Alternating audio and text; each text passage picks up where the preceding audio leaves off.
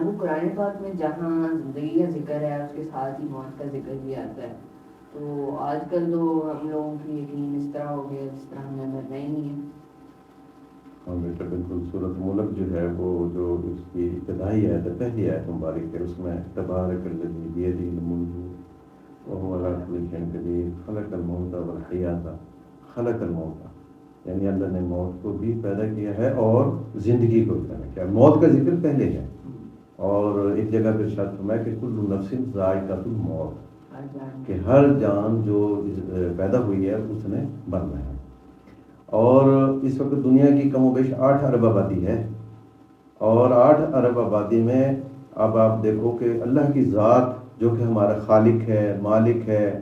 اس کو ماننے والے بھی جو ہے وہ آدھے سے کم ہیں. جو وہاں کو یقین اللہ کی ذات کے اوپر رکھتے ہیں کہ وہی ہمارا خالق ہے، وہی ہمارا، اور اسی کی ہم نے عبادت کرنی ہے، یعنی کہ کتنے کم ہیں، آدھی سے بھی کم ہیں. لیکن 8 ارب آبادی پوری کی پوری اس بات کے متفق ہے کہ ہم نے مرنا ہے. مرنے پہ سب کا یقین ہے، کیونکہ اس کا تو کوئی علاج ہوا نہیں آج تک کہ موت کو کوئی بندہ ٹال سکتا ہو. لیکن پھر بھی ہم بھولے ہوئے ہیں. اور موت اگر بندہ یاد کرتا ہے تو پھر زندگی کے اندر ناانصافی کرنا انسان سوچ بھی نہیں سکتا. اور ناانصافی یہی نہیں ہے کہ ہم جو ہے کسی کا جو ہے خدا نخواستہ جو حق پورا نہیں کر رہے ہیں. ناانصافی اگر ہم اللہ نے جو احکام دیے ہیں نا ہمیں، اگر ہم ان کو بھی پورا نہیں کر رہے تو وہ بھی ناانصافی ہے. حقوق اللہ نہیں پورے کر رہے، حقوق اللہ نہیں پورے کر رہے ہیں، حقوق العباد نہیں پورے کر رہے ہیں. بلکہ اللہ میاں نے ہمیں یہ جسم دیا ہے،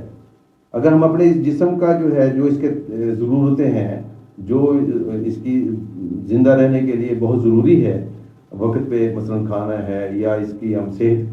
اپنی بیماری سے بچنے کے لیے وہ نہیں کرتے ہیں کوشش، اور تمام جتنے بھی پرہیز ہیں اور جتنی بھی چیزیں ضروری ہیں نہیں کرتے ہیں، تو یہ بھی ناانصافی ہے.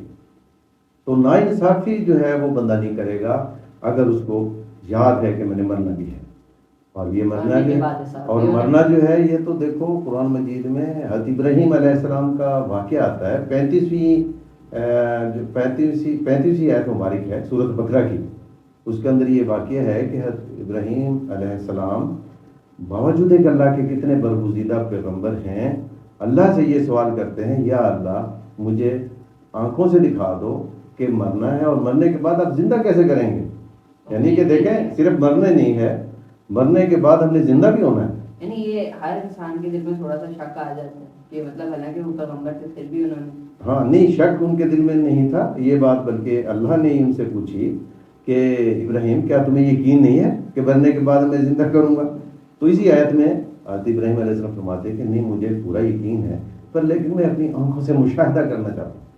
اب دیکھیں نا، مرنا بھی ہے، اور مرنے کے بعد اللہ نے فرما دیا کہ تم کو میں زندہ کروں گا، اور زندہ کرنے کے بعد دنیا کے اندر تم نے جو کچھ بھی کر رہے ہو اس کا میں نے تم سے حساب لینا ہے. تم نے میرے حکم کتنے مانے اور حقوق العباد کتنے پورے. تو جب وہ حضرت ابراہیم علیہ السلام اللہ سے سوال کرتے ہیں اور اللہ تعالیٰ سے تقاضا کرتے ہیں کہ یا اللہ مجھے میری آنکھوں سے دکھا دے، تو اللہ پاک کہتے ہیں کہ ٹھیک ہے، تم اس طرح کرو کہ 4 قسم کے جو پرندے ہیں وہ لے آؤ، اور پھر ان کو جو ہے اپنے سے مانوس کر لو، ان کے نام رکھ لو، اور پھر کچھ عرصہ بعد ان کو جو ہے ذبح کر لو، اور ان کے گوشت پر ان کے جو ہے وہ کسی پہاڑ پہ جا کے پھینک دو، اور پھر جو تم نے نام رکھے تھے ان ناموں کے ذریعے سے ان کو بلاؤ. تو حضرت ابراہیم علیہ السلام نے ایسے ہی کیا کہ 4 پرندے لیے، ان کو کچھ عرصہ رکھنے کے بعد جو ہے اپنے سے جب مانوس ہو گئے تو ان کو ذبح کیا. ان کا جو گوشت ہے، ہڈیاں ہیں اور جو پر ہیں، ہر چیز کو جو ہے وہ مکس کرنے کے بعد ان کو پھیلا دیا پہاڑوں کے اوپر، اور پہاڑوں پر پھینکنے کے بعد پھر آپ نے جب ان کو بلایا تو وہ زندہ ہو کے حضرت ابراہیم علیہ السلام کے پاس آ گئے. تو اللہ پاک جو انسان جو ہے بے شک وہ مٹی کے اندر جا کے اس کی ہڈیاں، گوشت ہر چیز جو ہے گل جاتی ہے، لیکن جو ہی قیامت کا دن آئے گا اور اسرائیل علیہ السلام جس وقت سور پھونکیں گے، پہلے سور پہ تو یہی آتی ہے بات کہ سارے کے سارے لوگ مر جائیں گے جتنے بھی اس وقت زندہ ہوں گے، لیکن دوسری دفعہ جب سور پھونکنے کا حکم ہوگا سور پھونکیں گے تو جو قبروں میں ہیں وہ بھی زندہ ہو جائیں گے، اور جو اس وقت اسی وقت مرے تھے وہ بھی زندہ ہو جائیں گے، اور سب جو ہے میدان حشر کے اندر اللہ کے سامنے پیش ہوں گے، اور باقاعدہ طور پہ وہاں پر ایک پورا جو ہے نظام عدل جو ہے قائم ہوگا، اور اللہ تعالیٰ اپنی رحمت سے جس کو جو ہے بخشنا چاہیں گے بخش دیں گے، جس کو نہیں بخشیں گے تو ظاہر ہے وہ پکڑ میں آئے گا۔ تو آج اس بات کی بہت ضرورت ہے کہ ہمیں اس مرنے کے اوپر بھی کما حق کو یقین ہو، اور مرنے کے بعد زندہ ہونے پر بھی یقین ہو، اور اس بات کا بھی یقین ہو کہ قیامت کے دن برپا ہوگا، اور اس دن جو ہے وہ ضرور ہماری نیکی اور بدی کا حساب ہوگا۔ اور یہ ہمارے جو دائیں بائیں فرشتے ہیں، اللہ جو ہے جو مقرر کی ہوئی جن کی ڈیوٹی جو لکھ رہے ہیں، جو ہم جو کام بھی کر رہے ہیں وہ لکھ رہے ہیں، یہاں تک کہ ایک انسان جو ہے وہ اگر جو بات بول رہا ہے وہ بھی لکھ رہے ہیں۔ جیسے ایک شخص کا واقعہ آتا ہے کہ اس نے کہا کہ یا اللہ مجھے خواب کے اندر دکھا دو کہ میرا جو فرشتہ ہے لکھنے والا وہ کیا لکھتا ہے، کیسے لکھتا ہے۔ تو وہ جو ہے فرشتہ خواب میں آ گیا، خواب میں آ گیا تو شخص کہتا ہے کہ میں نے ان کو دیکھتے ہی میں نے السلام علیکم، انہوں نے کتاب اٹھائی اور لکھ دیا السلام علیکم۔ تو ان کہتے تم ہر چھوٹی بڑی بات لکھتے ہو،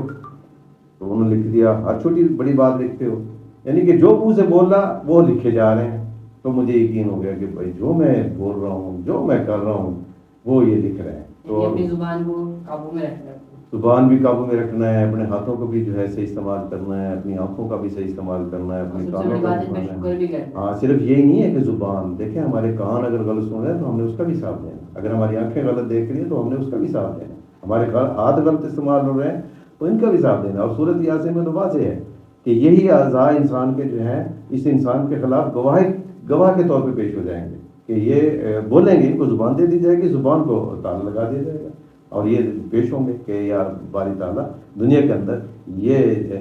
اس طرح سے غلط استعمال ہو گیا۔ تو اللہ تعالیٰ سے ہمیں ڈرتے زندگی گزارنی چاہیے۔ موت جو ہے وہ حق ہے، اور موت پہ جو ہے ہمارا جیسے موت کے بارے میں آتا ہے کہ روزانہ کی بنیاد پر بندہ یاد کر رکھے، تو پھر اس سے یہ ہوگا کہ انشاءاللہ ہم برائیوں سے بچتے چلے جائیں گے،